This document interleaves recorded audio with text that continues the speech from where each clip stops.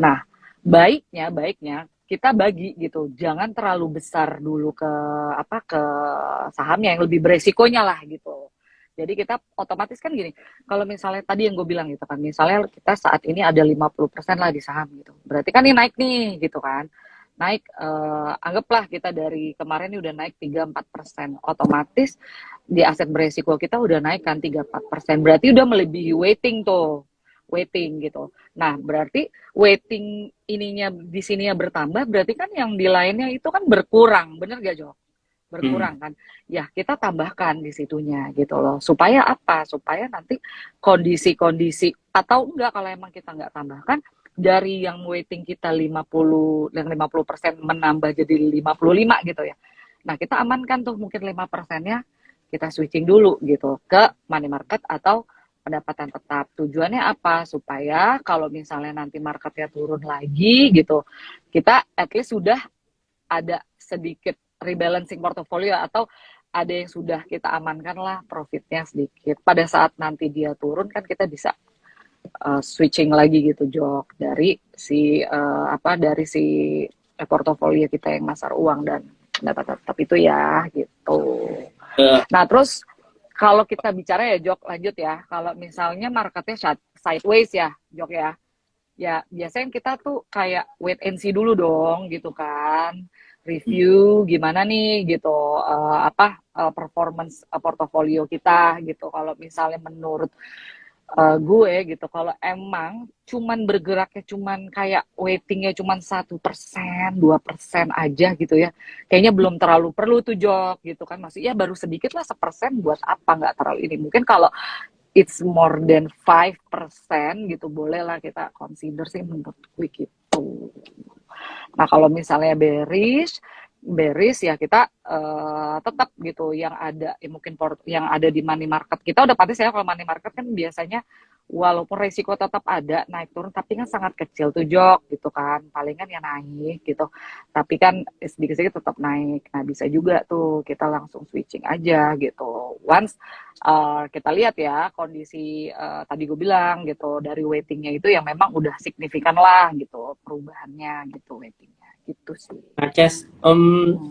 kalau misalnya kan tapi yang kita gaung-gaungkan kan sebenarnya ada bagi bukan sleeping investor ya, maksudnya investor yang males gitu kan, lu beli aja Rex Oh, karena yang mikir manajer investasinya gitu kan, bukan ya, kitanya nggak perlu secara aktif rebalancing lah, nambah weighting lah, nggak usah mikirin gitu.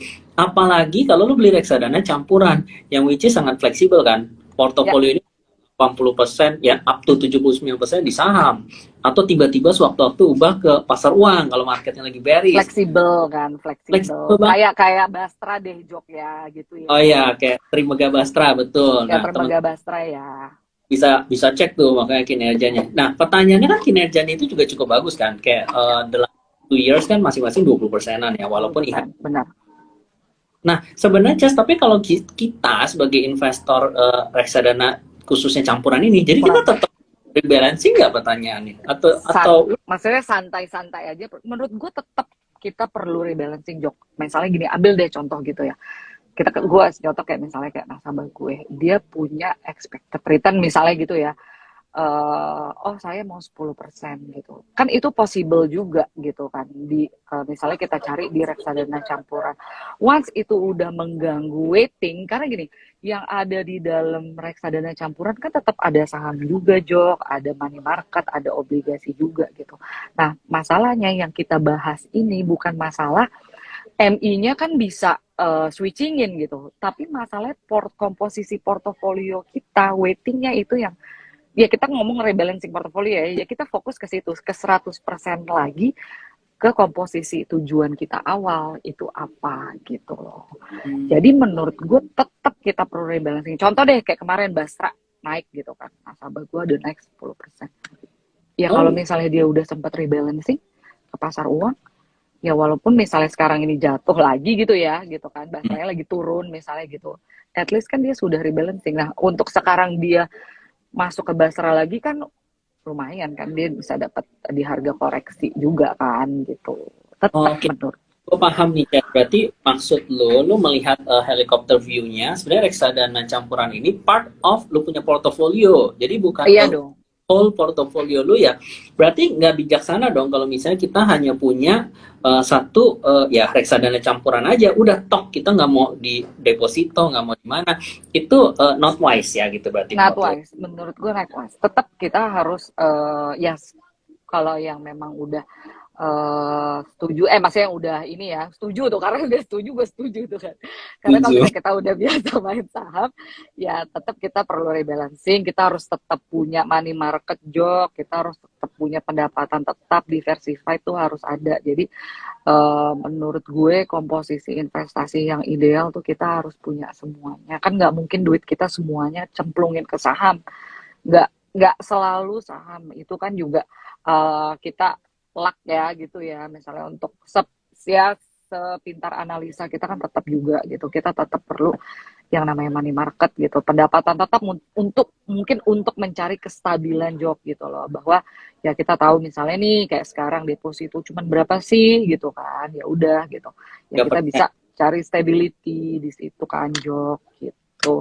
Menurut terus tadi kata lo gue ter ini sama kata-kata lo males. Sekarang gini Jok, kalau lu aja males sama portofolio lu gitu, ya gimana return lu yang lo hasilkan tuh bisa maksimal gitu loh. Kayak kita dia di sekolah gitu. Anak yang pinter, anak yang rajin sama anak yang malas. Kalau pinter semua relatif ya, Jok ya, pinter semua pasti pinternya masing-masing ya. Cuman kalau malas dan rajin itu kan akan membedakan. Ya kalau Hmm. biasanya kalau anak yang rajin tuh biasanya lebih bisa bisa potensi dapat ranking lebih besar gitu kan. Berarti sama aja kayak kita gitu. Kalau kita mah portofolio itu kan doang kita ya gitu. Kita aja males gitu. Ya gimana? Ya portofolio kita pasti akan males juga sama kita gitu kan. Jalannya juga males lah gitu kan. Nah, Iya, iya, iya. Cuman tetap itu menurut gue sih. Kita nggak boleh males. Uang yang udah kita istilahnya susah cari kan gitu ya. Kita udah sisihkan. Terus kok kita males sih gitu. Cuman sebenarnya males-malesnya investor, inilah yang gue sering lihat di Terima Ideas tuh kan sering dibantu juga ya. Maksudnya Iya, kapan kita up reksadana ini atau kapan kita harus reduce atau ada switching. Sebenarnya itu terbantu juga dengan adanya insight-insight di Terima benar, Ideas benar. apps kita itu ya. Ya, Hmm. jadi ya di situ kan diterima ideas juga ditonjolin kan job misalnya kayak beli di berapa gitu loh, terus mungkin stop lossnya gitu ya job gitu kan. Jadi kalau misalnya emang itu ya membantu kita untuk monitor lah gitu. Kalau lu bilang kita males gitu, otomatis portofolio kita jalannya juga males sih job gitu. Ya, benar setuju sama Ya Jess. kan? Jess, ini gue lagi lihat di kolom chat ya ada Ada yang pertanyaan. nanya-nanya nggak sih? Ini banyak Ada temen gue nih gitu. Gue baru inget nih live IG-nya live IG gue ya gitu. dari Yoga Saputra ini, Jess, lu gue baca nih. Oke, Tadi fluktuasi untuk trader pemula, psikologi untuk menghadapi market yang fluktuasi untuk tidak terdampak seleksi alam, apa mungkin tuh bisa ngomong apa tuh? Nggak kebaca secara semua sama gue. psikologi. Bagaimana psikologinya bisa diatur gitu menghadapi market yang fluktuasi gitu, supaya mungkin Oke, bisa survive. ngadepin market market yang tadi mention market fluktuasi untuk trader pemula untuk menghadapi market yang untuk tidak terdampak seleksi alam. Oke, nah pertama-tama Mas Yoga Saputra udah set belum gitu goals atau tujuan investasinya gitu kan? Udah coba aja Mas pakai tadi yang kita sebut bilang kan 100 usia itu gitu. Jadi komposisi. Jadi semua kan yang namanya kita investasi balik ya ke profil resiko gitu. Kalau emang dirasa kita masih belum masih banyak harus belajar misalnya tentang market, tentang produk atau tentang instrumen-instrumen investasi ya kita sesuaikan dulu sesuai profil resiko kita sehingga kenapa sehingga kalau misalnya kita sudah paham resikonya gitu biasanya kita nggak kaget sih menghadapi fluktuasi ini gitu loh misalnya oh emang saya tipenya konservatif moderat gitu kan, atau kita tipenya agresif gitu kan.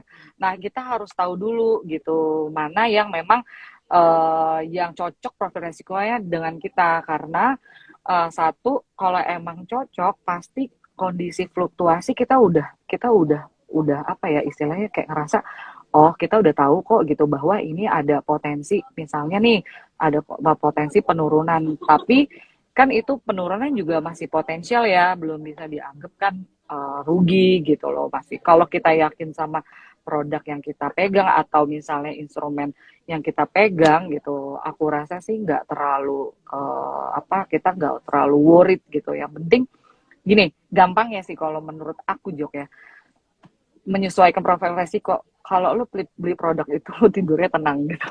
Karena kalau tidur lu udah kepikiran, itu udah pasti nggak sesuai dengan profil resiko lu sih. Now, tips gue juga tambahan tadi kan Cesa dari lu punya risk profile yang disesuaikan, dan Mm-mm. mungkin kalau nggak tenang itu kalau itu berlebihan di tingkat risiko, sehingga dia merasa tadi tidur tidak nyenyak. Berarti Yap, kan lo mungkin gue kebanyakan di saham nih, gue mungkin harus ya. pindah market atau reksadana pendapatan tetap. Harus kurangin, iya, ke Itu money juga market, mungkin ada pendapatan tetap, ya, betul disesuaikan. itu ya. Oke, next ada yang nanya lagi nggak nih? Kita coba cek lagi ya. Tadi ini apa nih, pertanyaannya lebih ke sebaiknya satu sekuritas berapa sektor ya, dan masih berapa persen ya, sama atau ada yang lebih besar ya? Mungkin berapa? Satu sektor, berapa sektor tuh maksudnya apa ya? Mungkin maksudnya satu sekuritas, Ya, satu sebenarnya bukan satu apa Jok ya maksudnya? ya, sebenarnya bukan, mungkin ada misalnya setiap orang punya 3 account, apakah setiap accountnya itu komposisinya harus sama? Bukan 3 accountnya sih masalah kalau menurut gua ya. Jadi kayak dari total 3 account itu ya porsi lu masing-masing di mana. Ya, Jadi bukan hanya lihat per account, tapi lihat per total portofolio, terserah mau dibagi dalam berapa account. Kan soalnya ada yang memang orang invest saham trading di account A, ya. kalau apa ya, Long term di B gitu kan Jok. jadi kan itu tetap total saham kan gitu. Nah, jadi ya berapa sektornya itu depend ya. Kalau tadi kan total weightingnya, jadi nggak masalah berapa account. Tapi kalau sektornya itu ya mungkin menurut gue sih kayak yang perform ini kan paling jalan cuman at the same time dua itu ya kan. Kalau misalnya kayak transport, banking, atau kemarin komoditi, teknologi, tapi kan semua dari 11 sektor lah ya kira-kira kita sekarang. Jadi kan hanya itu aja, dan kadang kan juga berbanding agak terbalik, kayak misalnya Balik. saham perform, bonds slow, bonds perform, ya sahamnya agak slow. Kadang Kalau itu yang juga perlu dikombinasiin tuh, kayak hal-hal seperti itu. Masing-masing berapa persen tadi, balik ke yang balik Cesa sebut. lagi tadi komposisi Ya, portofolionya mau seperti apa gitu. betul. Kayak, Mau di kayak beda sekuritas nggak masalah, tapi kan intinya dari 100% itu berapa yang kamu mau bagi gitu loh, gitu. Kalau masalah sektor setuju sama Jogi, kalau kebanyakan sektor pusing ya Jok. karena nggak mau perform juga di waktu yang Iya. bersamaan, itu yang pasti. Ini pertanyaan, jika kita tahu seperti apa real, jika kita tahu seperti apa rules MI dalam rebalancing Dalam portfolio. rebalancing portofolio, apa kita sah-sah aja meniru cara kerja MI atau investor tetap perlu mengetahui batasan-batasan kita sebagai investor retail? Gimana, Nah, Jas? menurut gini, tadi balik lagi ya Jok, yang namanya punya portofolio setiap individu itu kan beda-beda ya gitu. Gue sama lu kita punya portofolio kan Jok, tapi pasti completely different, bener nggak gitu. Nah, MI itu kan juga punya tujuan investasinya sendiri ya. Kalau MI mungkin musuhnya apa sih, ngalahin benchmark gitu kan gitu. Nah, menurut gue yang namanya portofolio kita itu nggak akan sama. Mungkin kalau misalnya kita mengikuti nih, oh misalnya MI lagi kurangin apa gitu kan, lagi kurangin apa, kan kita kadang-kadang nggak tahu bobotnya MI di saham. Kayak contoh deh Jok, Bastra. Nah kita tahu misalnya sekarang dia bobotnya 50% di saham gitu ya, gitu di money market apa 20% gitu, sisanya 30% di pendapatan tetap. Cuman kita juga nggak tahu nih weighting dia di sahamnya udah naik more than 5% nggak gitu kan. Nah kan balik lagi gitu loh. Nah nggak bisa sama, jadi setiap portofolio kita ya kita yang tahu kan gitu weightingnya mau gimana gitu. Palingnya yang bisa kita tiru dari MI adalah mungkin yang campuran ya, lebih dia ada 3 klasifikasi aset itu sih gitu. Palingnya kita bisa ngeliat apa yang mereka lakukan aja sih gitu. Kalau app manager ini lagi melakukan position bla bla, ya diikutin boleh ya, selama memang track record manajernya bagus gitu kan. Iya. Mereka kan goalsnya lebih ke bukan apa ya, dia kombinasi antara stability dengan return kan.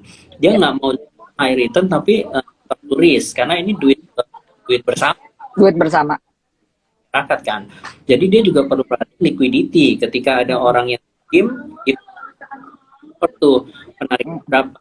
Nah mungkin ini yang agak membedakan dengan investor retail ya.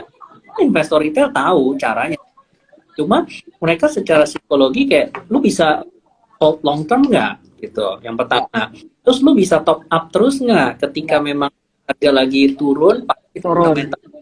Nah mereka fund kan kebanyakan ada subs, mungkin subs baru, jadi ada dana fresh baru. Nah terus udah gitu ya itu kapan take profitnya, lu sabar nggak gitu. Kalau fund manager lebih sabar gitu, kalau retail ya beda sih aja. Mungkin teman-teman tahu prakteknya lempeng nyeleweng.